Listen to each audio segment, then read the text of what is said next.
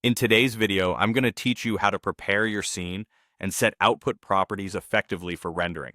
This is a crucial step in ensuring your final animation looks its best. Let's dive in and walk through each part of the process so you can be confident everything is set up perfectly. First, you'll need to decide on which render engine you want to use. You have two main options, Eevee and Cycles. Eevee is known for its speed, making it great for quick previews and projects that need less intensive processing. Cycles, on the other hand, provides more realistic renderings with detailed lighting, but requires more time and computational power. You'll want to adjust your render settings, such as samples, to balance the quality and efficiency based on your chosen engine.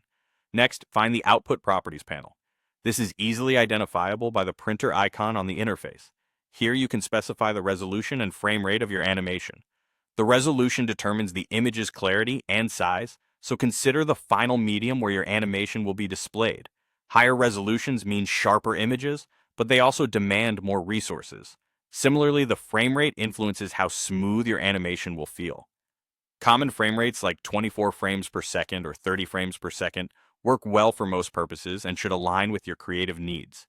Once you've got those details lined up, set the frame range. This defines which sections of your animation you want to render. Make sure the start and end frames match the specific part of your animation you're aiming to export. Now it's time to decide on a location for saving your files. Create a dedicated output folder where all your render files will be stored. This not only helps keep your project organized, but also prevents any confusion later. Give your image sequence a concise yet descriptive base name so that each frame can be easily identified later. After organizing your directories, focus on the file format. Under the File Format option, you'll see various choices.